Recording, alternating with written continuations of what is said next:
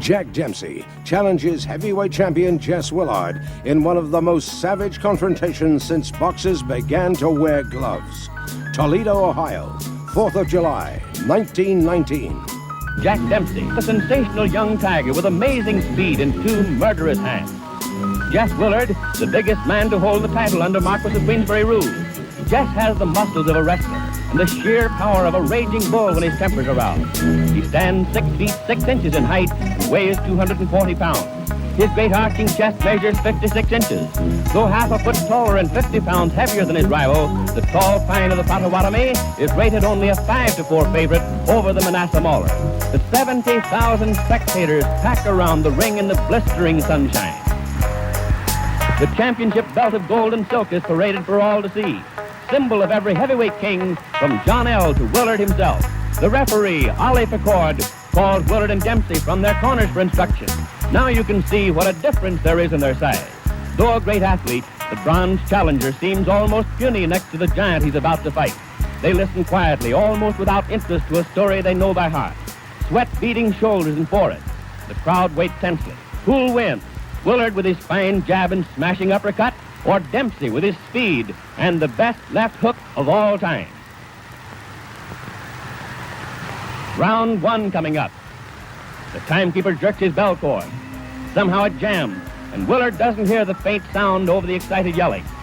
He pauses, looks around, puzzled, doubtful. Say, what's going on around her anyhow? Where's the bell? There it is. So the big fight begins, and Big Jess moves easily into action. The mahogany-hued Dempsey circles, moving in and out with cat-footed quickness. The champion wants to keep Jack at long range with his poking left jab, but Dempsey won't let him do it. He's never still for an instant, bobbing and weaving around.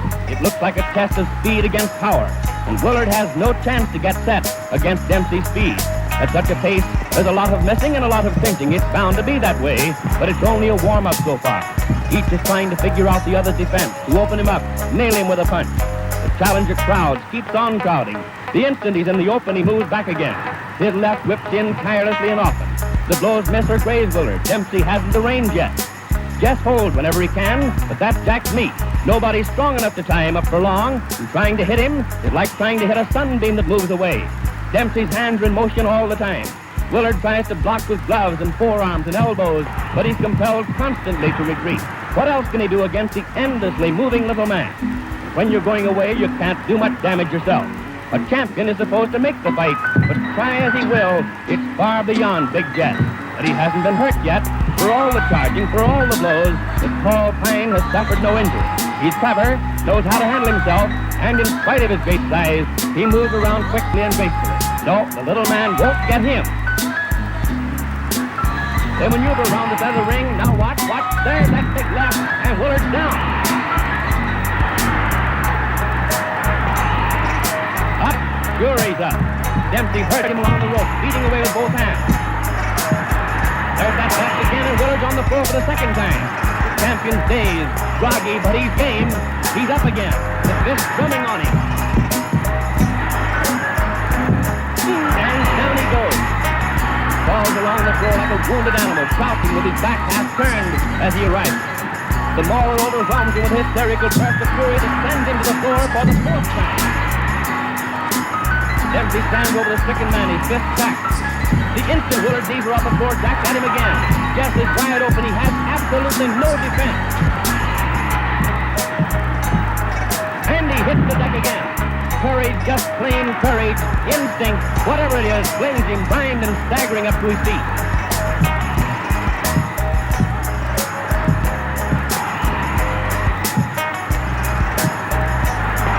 Willard reels around the ring, powerless, with Dempsey pumping right and left into it. Clear across the opposite corner, and there he's taken it again. How can the man stand it? And there he falls, his gloved hand feeling for the rope, trying to hold himself up. Then, painfully, he drags his racked body to a half-erect position.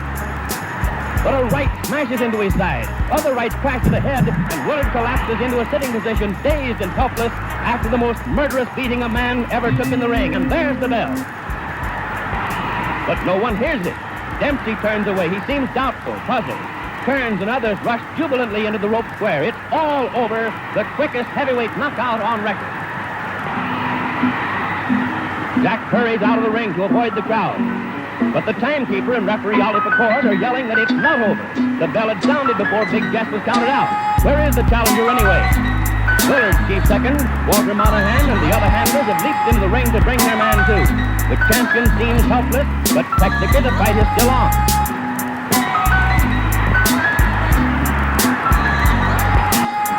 1-2 and the bell sounds again. Amazingly enough, Willard rises for the second round. Beaten as no man ever has been, he advances into Dempsey's raging fit. He jabs as though any jab could keep that tiger away from him. With all his wearied, broken body, Jess does his best to keep going. Why? It's no use, he hasn't a chance, but there's a tradition of all champions behind him. He has to fight even when he has nothing left to fight with. Jess may not have been a great champion, but no braver man ever laced on a pair of gloves. If he quit under punishment, no one would blame him. It's courage, nothing but magnificent courage that's holding him on his feet. No matter what he does, he can't get away from that tiger who's stalking. His arms and legs are heavy with exhaustion. Salt sweat burns the gash as Dempsey's fists have opened. When Jack bores in and hits him, drives him around the ring, he can't muster enough strength for a dangerous punch in return. The seconds and minutes are ticking by faster and faster. There isn't much time left in the round. If he's to get his KO before the bell rings, he'll have to do it in a hurry. But Willard's only thought is to protect himself, and weak and tired as he is, it's no sense to get him set for the finishing punch, even when he's driven helplessly back against the rope. He wobbles about and clinches, does his best to save himself from his relentless foe. There are only a few seconds remaining now. No chance for a finishing blow. Too late. Mahler spins the champion around out there in the center of the ring. There's the bell, and referee Pickard sends his men to the corner. Back in just a moment. Round 3, and at the start of the third, there's no easing up in Dempsey's attack.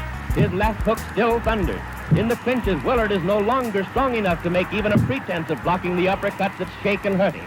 Still, the clinches are the only sanctuary left him. Out in mid-ring, he's helpless. He's lost all coordination between brain and hand.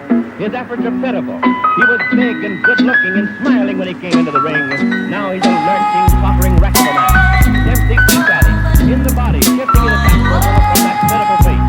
He's champion being born here, born in the torrid heat among the yells of 70,000 spectators, born in blood and effort and pain. It's bad for Willard, taking the hammer blows of the ring's greatest puncher, but it's no picnic for the man who's winning either. His lungs strain, his heart beats in his throat, his arms are like lead. Still he carries on that deadly attack. He pours leather at the giant who should have gone down long ago, who would have gone down, but for the heart of the lion and the invincible buffalo. He and the spectators are beginning to flinch at the sight. This is no fight, it's a slaughter, a massacre. Big Jess has no more chance than a pagan arm. Look at the heavyweight champion of the world. His face is pounded almost to a pulp. His tired, dazed eyes peer into a mask of blood. It drips down over his body, stains his trunk, spotted his legs. Even Dempsey's smeared with the sanguinary fluid. Each time the Mahler goes in the clinch, he gets more of it. Why does the referee stop and cry? But Ollie Pickard comes from the old school.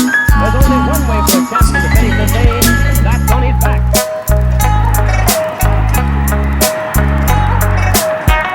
But the bloody, half-blinded Willard won't go down, not even when the tiring Dempsey goes staggering, hurting more and more. And again the seconds are running out. The round's nearly over.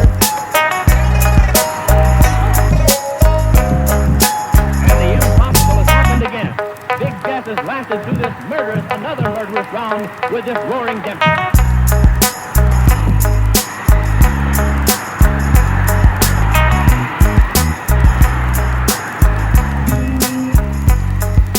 Now coming up for round 4, but Willard can't come out for the 4th round. His nose and cheekbone are fractured, ribs broken, half a dozen teeth knocked out, and he's hardly strength enough to rise and shake hands with his conqueror.